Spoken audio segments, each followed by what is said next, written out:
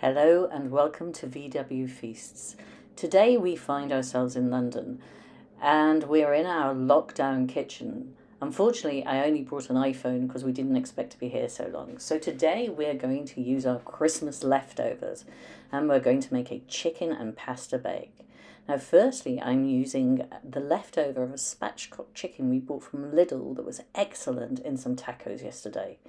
We've got 250 grams of dried pasta shape, 50 grams of butter, 50 grams of seasoned flour. We've seasoned it with paprika and with some mustard. And then we've got half an onion, half a pepper, some bacon, but you could use a pancetta or a paprika, some chilli and some garlic. We've got a bit of luxury mozzarella in there, which is optional. 750 mils of milk, naturally seasoning, and then 2 slices of breadcrumbs and 75 grams of Parmesan. So first start by boiling a pan of water to a rollicking boil, and then add your pasta and cook till about 2/3 of the way through. We want to stop that then from cooking so that it makes for a nice pasta in the pasta bake and not one of those soggy, nasty ones where it all feels like mush. So we stop it by rinsing it under cold water, and that means you'll get that lovely, lovely cooked pasta. Put that aside in a bowl, melt some butter and some oil, and then add the onions and peppers. Once they've been done for a couple of minutes, add your chillies and garlic and cook that for a further 4 or 5 minutes.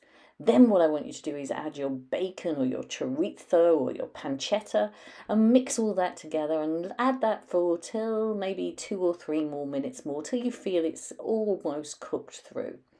Then once it's cooked through, you set it aside and leave it ready for the assembly in the bowl.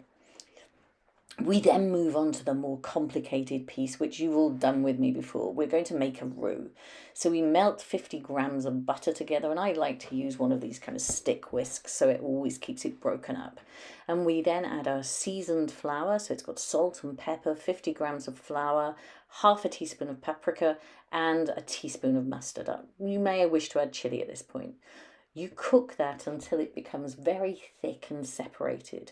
And once that's there, cook it for another couple of minutes. And then what you want to start to do is add your 750 mils of milk. Continue to stir this. This is going to take you 3 to 5 minutes. And continuing to stir it until it comes to the boil. And the consistency you're looking for is that kind of Swiss mountain cheese fondue, which is bubbling away and you're adding your bread or your veggies to. Once it's there, you stand back and you've got a nice thick bechamel sauce. You've got torn mozzarella and you've got your crust. So let's assemble this really quickly.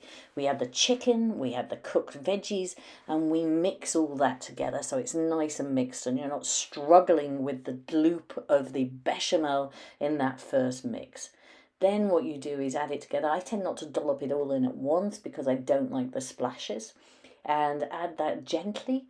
And once that's all mixed together, we can start to assemble. And we're going to go for a luxury technique.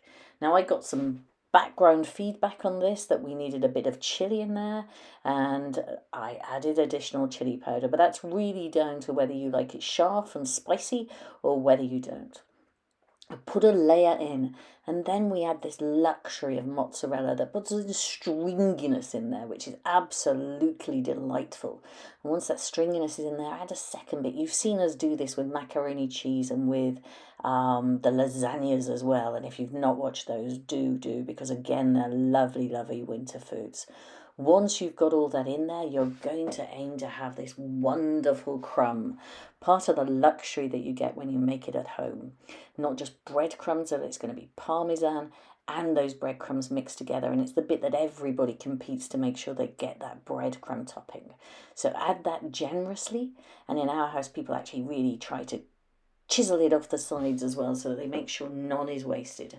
Now you have the option of setting this aside and leaving it in the fridge. Or you can actually turn your oven to 180 and cook it for about 25 minutes until you get a golden crust on top. And have a look at this here. Doesn't that just look wonderful? And everybody now is waiting for their lunch. a nice cold winter's January lunch, and you'll start to see that crust having to be cut through, and then we'll get the stringiness of the mozzarella and the steaming chicken and pasta bake. Now you can serve this with a salad. You can add additional condiments such as chilli, but chicken and pasta bake on a winter's day. Subscribe.